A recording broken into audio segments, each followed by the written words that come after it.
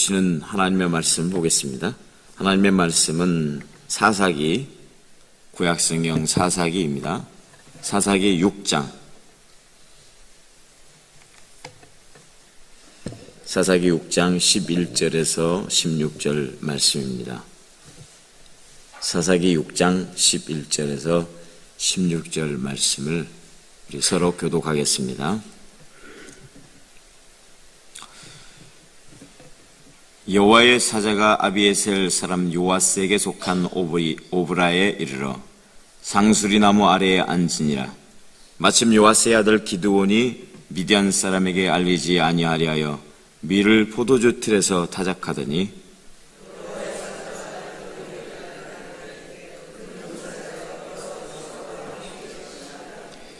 기드온이 그에게 대답하되 오 나의 주여 여호와께서 우리와 함께 계시면 어찌하여 이 모든 일이 우리에게 일어났나이까? 또 우리 조상들이 일찍이 우리에게 이르기를 여호와께서 우리를 애굽에서 올라오게 하신 것이 아니냐 한 그 모든 이적이 어디 있나이까? 이제 여호와께서 우리를 버리사 미디안의 손에 우리를 넘겨주셨나이다 하니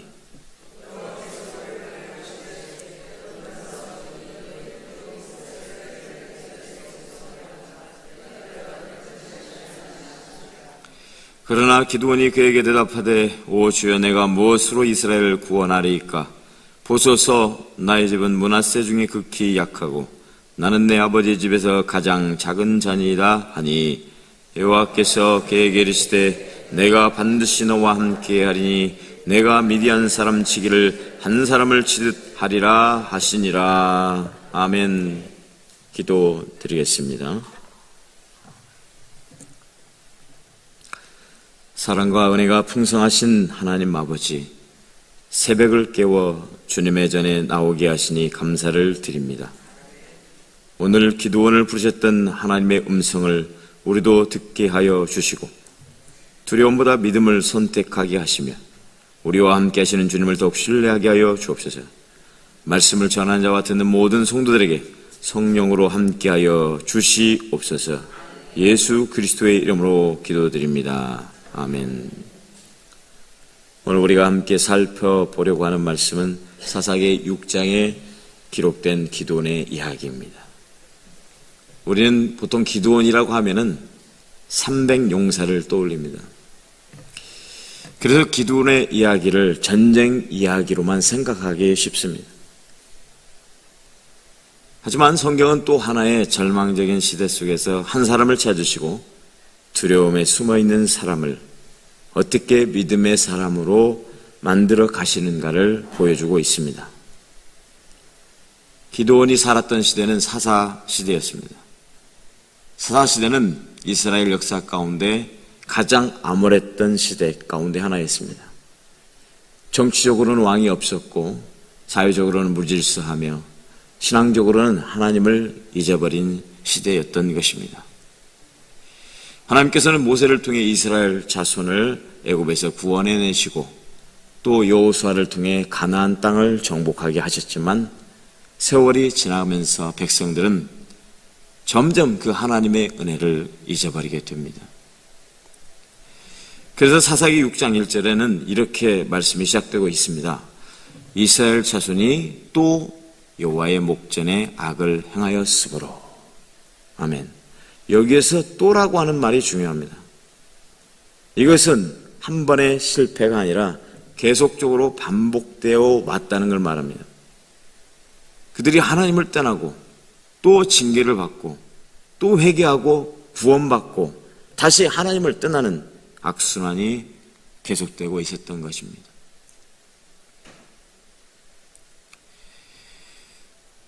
사사기 마지막은 당시의 시대상을 더욱 분명하게 설명하고 있습니다. 사사기 17장 6절의 말씀에 이렇게 나와 있는데요. 그때 이스라엘이 왕이 없으므로 사람마다 자기 소견에 오른 대로 행하였더라.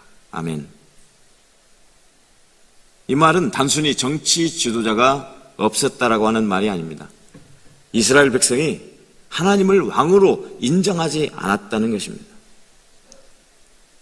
하나님을 기준으로 삼지 않고 사람마다 자기 생각을 기준으로 삼기 시작했던 것입니다. 그래서 말씀보다 경험이 중요했고 순종보다 편리함이 중요했고 하나님보다 나의 욕망이 더욱더 중요하게 생각됐던 것입니다. 사랑하는 성도 여러분, 사람이 하나님을 잊어버리면 반드시 다른 것을 붙잡게 되어 있습니다. 하나님을 왕으로 모시지 못한다면 결국 자기 자신이 왕이 되는 거예요. 그게 바로 뉴에이지가 아닙니까? 마인드 컨트롤, 뉴에이지. 내가 신이다. 이것이 사사시대의 문제였습니다.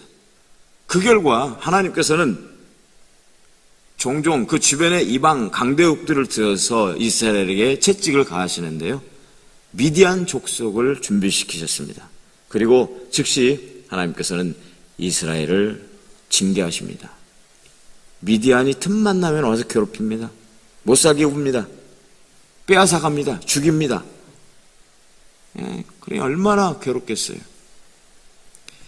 미디안은 정복전쟁을 일삼는 민족이었습니다.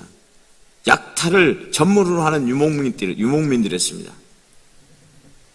그들은 이스라엘 백성들이 씨를 뿌릴 때도 보이지 않았다가 또 농부가 밭을 갈고 땀 흘려 농사를 지을 때도 나타나지 않았다가 언제요?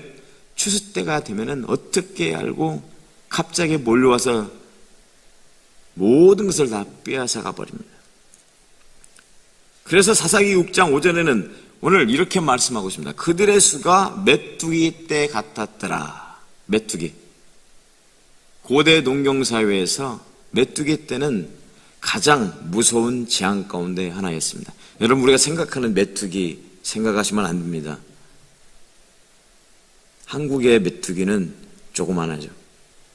그런데 중국지방의 메뚜기들 날아다니는 거 보면은 이만식이 뭐 이렇게. 그것이 한번 벌떼처럼 쫙 몰려왔다가 한번 이런 모든 곡식당에 앉았다 가잖아요. 그러면 싹 갉아먹어 버려. 그런 것처럼 싹 뺏어가 버려. 하나도 없이 남기지 않고 빼앗아가 버릴 때. 그 당시에 메뚜기 때는 가장 무서운 재앙이었습니다.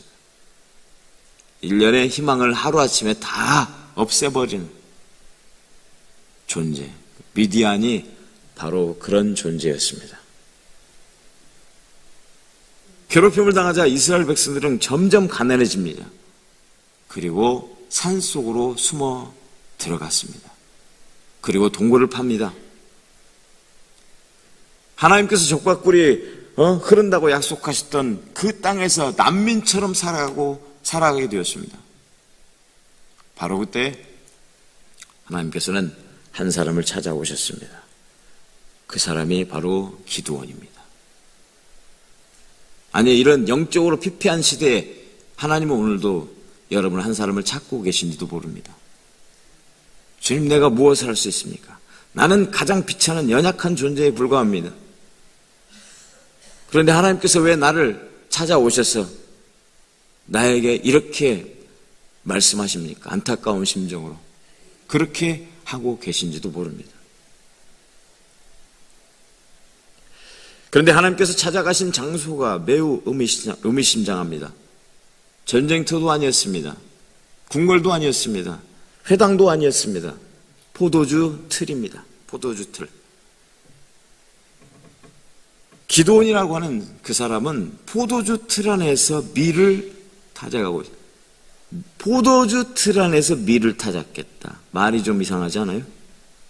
원래 밀 타작은 바람이 부는 높은 언덕에서 해야 됩니다. 그래서 그럴 때 겨가 날아가고 알곡만 남게 되거든요. 그러나 포도주 틀은 어떻습니까? 땅을 깊이 파 만든 장소입니다. 시원하게. 밀타작을 하기에는 적합하지 않은 곳이라고 하는 말입니다. 그런데 왜 그곳에서 기드온은 밀을 타작하고 있었을까요?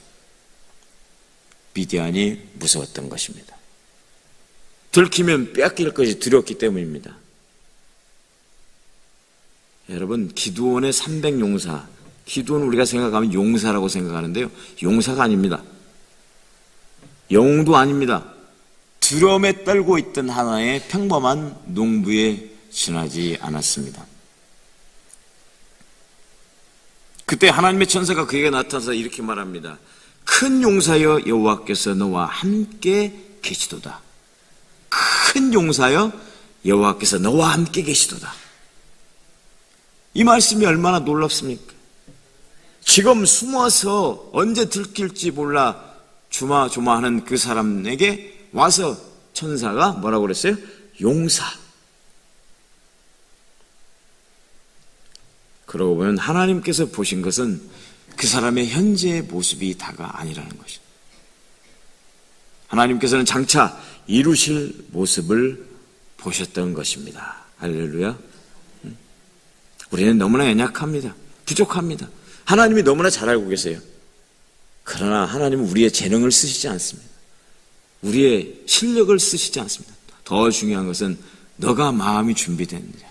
하나님의 사람이고 얼마나 정결하냐, 얼마나 깨끗하냐, 순결하냐. 하나님은 그걸 보시는, 그 마음의 중심을 보시는 하나님께서는 다른 걸 보지 않아요. 외적인 모습을 보지 않아요. 똑똑하다고 실력 있다고 잘난 체하는 사람들 얼마나 많이 있습니까? 하나님 그런 사람 안 쓰십니다. 아니, 그런 사람 쓰실 수도 있겠죠. 그러나 나는 할 수 없습니다. 나는 부족합니다. 나는 연약합니다. 내가 뭘 할 수 있겠습니까? 라고 하는 사람을 하나님은 정말 찾아오시는 거예요. 거기까지만 하나님 앞에 하시기 바랍니다. 그 이상 하면은 하나님이 화내십니다. 모세한테 화냈던 것처럼. 네 형 아론이 있잖아. 그렇게 화낼지도 몰라요. 지나친 겸손은 또 교만이 될 수도 있기 때문에 우리는 하나님이 오시면 우리가 겸손하게 받아들일 자세가 되어 있어야 될 줄 믿습니다. 그런 사람을 하나님은 들어서 써신다는 그런 교회를 사용하신 줄로 믿습니다. 사람은 오늘의 연약함을 보고 낙심합니다. 안 될 거라고 말합니다. 그래요. 누구든지 그럴 수 있습니다. 그러나 하나님의 시선은 내일을 향해 달려가십니다. 그 사람의 비전을 보십니다. 그 사람을 어떻게 사용하실 건가를 하나님은 큰 그림을 가지고 그 인생을 만들어 가시는 것입니다. 사람은 실패를 보면서 주저합니다. 또 실패할까 두려워합니다. 그러나 하나님은 회복을 보십니다. 사람은 현실에 머물러 있지만 하나님은 약속하신 것을 반드시 이루어 가시는 하나님이심을 믿으시기 바랍니다. 모세도 처음에는 도망자였습니다. 대단한 사람이 아니에요. 다윗도 처음에는 이름 없는 목동에 불과했습니다. 베드로는 어떻습니까? 평생 갈릴리 어부로 살던 그런 보잘것없는 시골 사람이었습니다. 그런데 하나님께서는 그들을 부르셔서 귀하게 사용하셨다는 거죠. 이게 하나님의 계획이에요. 기도원도 역시 마찬가지입니다. 하나님은 준비된 사람을 찾으시기도 하지만 부르신 사람을 준비시키시기도 하십니다. 그런데 여기에서 주목할 것이 있는데요. 기드온이 쉽게 움직이지 않습니다. 하나님의 부르심을 받고도 여러 번 확인하고 또 확인합니다. 처음에는 양털 시험을 합니다. 그리고 다시 한번 시험합니다. 이것을 바라보면서 어떤 사람은 이거는 믿음이 없는 거 아닌가? 라고 말할 수 있습니다. 그러나 사실 기드온은 하나님의 뜻을 정확히 알고 싶었던 것입니다. 우리가 도마 얘기를 하는데요. 도마가 의심 없다고 말합니다. 의심 많은 도마라고 얘기합니다. 여러분, 도마가 의심 많습니까? 한 번 했어요, 한 번. 도마도 예수님처럼 목수했습니다, 목수. 그래서 절대로 목수들은요, 분명해야 됩니다. 확실해야 됩니다. 자기들이 가지고 있는 자로 확실하게 셉니다. 그렇기 때문에 확실한 믿음을 갖고 있었던 것이죠. 할렐루야, 믿습니까? 하면 아멘! 거접시. 그런 게 아니라 확실히 따져보고 들어보고 이성적으로 판단하고 아멘! 인격적으로 만나는 하나님을 만나고 싶었던 것이죠. 그래서 도마는 당신의 그 손 못자국 내가 손을 대보지 않고는 믿지 못한다라고 얘기했다. 믿음이 없었던 게 아니고 확실한 걸 믿고 싶었던 거예요. 의심많은 도마라고 노래하지 마십시오. 사실 기드온 또한 확실한 하나님의 뜻을 알고 싶었던 것입니다. 정말 이것이 하나님께로 왔던 것인가, 아니면 사람이 생각으로 욕심 때문에 만들어낸 일인가를 분명히 알고 싶었던 것입니다. 하나님의 뜻이 분명히 알고 싶었는데요, 신중했고 조심스러웠습니다. 오늘날 많은 사람들은 기도보다 행동이 빠릅니다. 듣기보다 결정이 빠릅니다. 그러나 기드온은 달랐습니다. 그는 기다렸습니다. 확인했습니다. 기도했습니다. 그리고 하나님의 뜻이 분명해지자 그 누구보다 담대하게 움직였던 것입니다. 그날 밤 바알의 제단을 무너뜨렸습니다. 아버지가 섬기고 있던 바알의 제단 아세라 목상을 찍어버렸습니다. 그것 때문에 마을 사람들이 쫓아와서 죽이려고 했지만 물러서지 않았습니다. 사랑하는 성도 여러분, 진정한 믿음은 무모함이 아닙니다. 진정한 믿음은 하나님의 뜻을 확인한 후에 담대하게 순종하는 것인 줄로 믿습니다. 이후에 하나님께서는 대략적으로 32,000명의 군사를 모으게 하셨습니다. 그런데 하나님은 너무나 많다고 말씀하십니다. 두려운 사람은 돌아가라고 말씀하십니다. 순식간에 돌아간 사람이 22,000명, 그리고 10,000명만 남았습니다. 그런데 하나님은 뭐라고 하십니까? 또 많다고 하십니다. 그리고는 다 보내고 300명만 남게 하셨던 겁니다. 사람의 상식으로는 이해할 수 없는 일입니다. 전쟁은 병력이 많아야 됩니다. 무기가 많아야 합니다. 페르시아가 정복전쟁을 벌였을 때 얼마나 많은 숫자들이 100만 대군 등등 해서 그 수많은 사람, 여러분 상상해 보시죠. 100만 명, 200만 명 상상이 안 되죠. 그 앞에 확 쫄아버리지 않겠습니까? 스파르타, 그리스를 쳐들어갈 때 정의의 군사들, 용사들이 300용사라고 있어요. 거기. 그 사람들이 죽기 살기로 맞섰는데요. 그들이 죽기 살기로 맞섰던 곳은 어디입니까? 바닷가 그 돌아가는 곳. 아주 협소한 곳이었습니다. 많은 군사가 필요 없어요. 페르시아 군인들은 짠짜자잔 짠짜잔 해서 앞에 있는 사람한테 전달도 안 됩니다. 그러다 보니까 앞으로 전쟁하면 나갑니다. 페르시아 군대는 또 이런 몸을 자유롭게 움직일 수 있는 옷을 입고 있지 않고 철갑으로 딱 갑옷을 입었기 때문에 몸이 부자연스러워요. 그래서 그리스 백성들이 긴 창으로 사람들이 협소한 곳으로 오려면 창으로 찔러 죽이고 해서 바다로 다 들어가죠. 거기에서 그리스가 페르시아 군인들을 페르시아 전쟁을 이겼다는 거 아닙니까? 그리고 그 기쁜 소식을 알리기 위해서 한 용사가 뛰어갑니다. 본진으로 뛰어가면서 거기 가서 지쳐서 쓰러지는데 그걸 마라톤 전쟁이라고 그래요. 마라톤 전쟁. 그런 이야기가 세계 역사 가운데 있었던 것이죠.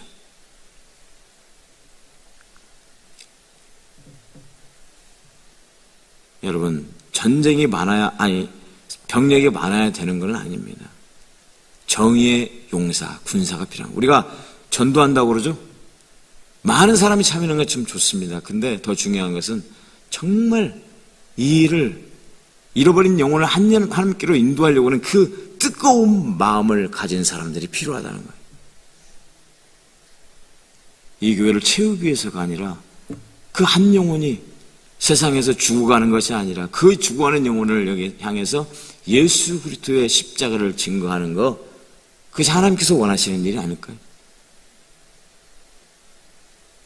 갑자기 어느 순간에 전도하겠다 이것보다는 정말 전도라는 것이 계속되어져 왔어야 돼요. 계속 좋은 만남을 통해서 관계를 형성하고 그 관계 가운데 우리 교회에서 이런 전도 축제를 이웃사랑 전도 축제를 하게 되는데 한번 와보지 않겠어요? 라고 할 때 그 사람이 그래 한번 가봅시다 라고 할 수 있는 것이라. 갑자기 뜬금없이 우리 교회 지나가는 사람한테 이웃사랑 전도 축제 하면은 그 효과가 얼마나 있을까? 그럼에도 불구하고 저와 여러분은 전해야 될 줄로 믿습니다. 여러분, 그 적은 숫자로 도대체 무엇을 할 수 있을까요? 300명.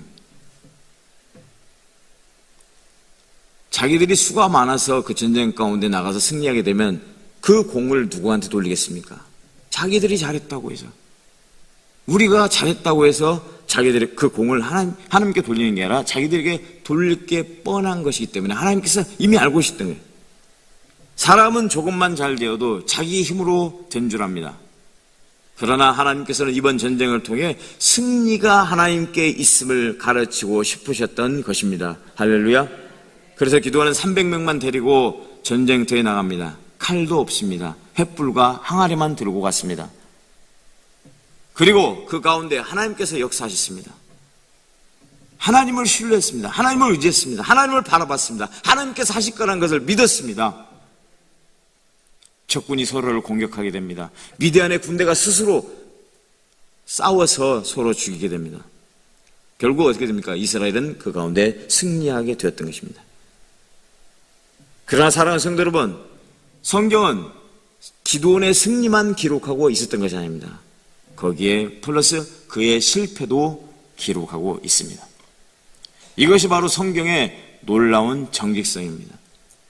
전쟁이 끝난 후 사람들은 기드온에게 찾아옵니다. 그리고 당신이 우리의 왕이 되어주십시오라고 요청을 합니다. 그때 기드온이 그들에게 한 말이 무엇입니까? 여호와께서 너희를 다스리시리라. 아멘. 훌륭한 고백이 아닙니까? 그런데 문제는 이후에 발생하였습니다. 그는 전리품으로 받은 금을 하나도 모아서 에봇이라고 하는 걸 만들었어요. 아마도 이것을 통해서 하나님을 기념하고 싶었던 것입니다. 그런데 그 백성들은 그것을 마치 우상처럼 섬기기 시작했다는 거예요. 좋은 의도가 반드시 좋은 결과를 만드는 것은 아닌 것을 알 수 있습니다. 말씀보다 그래서 자신의 생각이 앞서면 실수가 생깁니다.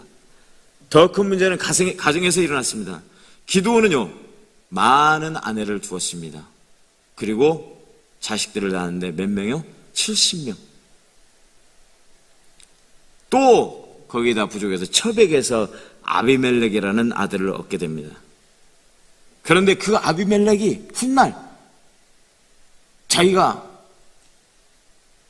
어떤 힘 있는 자리를 찾으려고 형제들을 모조리 죽여버리게 돼요. 기드온은 미디안을 이겼지만 그러나 자기 가정은 지키는데 실패했습니다. 나라를 구했습니다. 그러나 그들의 자녀는 구하지 못했습니다. 전쟁에서는 승리했습니다. 그러나 가정에서는 실패했던 것입니다. 결국 완벽한 인생은 아무도 없다라고 하는 사실을 이야기해주고 있는 겁니다. 그래서 성경은 오늘 우리에게 매우 중요한 교훈을 가르치고 있습니다. 세상에서 큰 성공을 하려고 하는 것보다도 하나님 앞에서 바르게 살아가고 정말 하나님께서 주신 그 삶의 처전에서 자기의 사명을 잘 감당하는 것, 정말 중요합니다. 많은 사람들은 세상에서 성공하기 위해서 평생을 바칩니다. 그러나 하나님은 그것뿐만이 아니라 자기의 삶, 자기가 맡겨준 그 사명을 잘 감당길 원하십니다. 그래서 하나님께서 보시는 진정한 성공이라고 하는 것은 세상에 박수 받는 것이 아니라 하나님 앞에서 충성인 줄로 믿습니다. 이번 전도 축제 가운데서 하나님 앞에 충성할 수 있기를 바랍니다. 정말로 생명을 다해 예수 그리스도의 사랑을 증거할 수 있기를 바랍니다. 하나의 축제 이벤트만 끝나는 것은 아무런 의미가 없습니다. 목숨 다해서 그리스도의 사랑을 증거하여서 여러분 그들이 하나님께로 돌아오도록 축복의 통로가 되기를 바랍니다. 말씀을 마치려고 합니다. 여러분, 우리가 이 땅에 살아가는 동안에 우리가 낙심할 이유가 없는 것은 우리가 어떠한 형편에 처했든지 하나님은 여전히 우리를 부르고 계십니다. 사람들이 우리를 작게 여겨도 보아도 하나님은 우리를 크게 보시는 분이십니다. 우리가 스스로 부족하다고 생각해도 하나님은 우리의 가능성을 보고 계십니다. 우리가 포도주 틀에 숨어있는 것 같은 인생을 살고 있지만 하나님은 말씀하십니다. 큰 용사여 여호와께서 너와 함께 계시도다. 할렐루야. 이 말씀을 붙들고 오늘도 두려움을 넘어 믿음으로 나아가며 세상에서의 성공뿐 아니라 가정과 신앙까지 지켜내는 복된 성도들이 되시기를 우리 주 예수 그리스도의 이름으로 축원합니다. 기도하겠습니다. 좋으신 하나님 아버지, 오늘도 말씀을 통하여 우리를 격려해 주시고 믿음으로 세워주심에 감사를 드립니다. 기도원과 함께 하셨던 주님, 우리의 삶과 가정 가운데 함께하여 주시옵소서. 우리 하나님 앞에 나와서 예배를 드린 것뿐만 아니라 오늘도 하나님 앞에 예물을 올려드립니다. 하나님의 나라와 복음의 사역을 위하여 귀하게 쓰임받게 하여 주시옵소서. 그리고 하나님 아버지, 한 주간도 믿음으로 승리하게 도와주시고 가정과 자녀들을 주님의 손으로 지켜주시고 이 나라와 이 민족을 지켜주시고 아버지는 오늘 또 우리를 사명자로 불러주셨사오니 그 사명 감당하는 우리 모두가 되게 하여 주시옵소서. 예수님의 이름으로 기도드리오며 지금은 우리 주 예수 그리스도의 은혜와 하나님 아버지의 크신 사랑과 성령님의 교통과 함께 하심이 포도주들에 숨어있던 기도원을 큰 용사로 세우셨던 하나님의 부르심을 붙들고 두려움을 넘어 믿음으로 살아가기를 원하는 모든 성도들과 우리 모든 가정, 우리의 모든 삶에 영원토록 함께해 주시기를 간절히 축원하옵나이다. 아멘.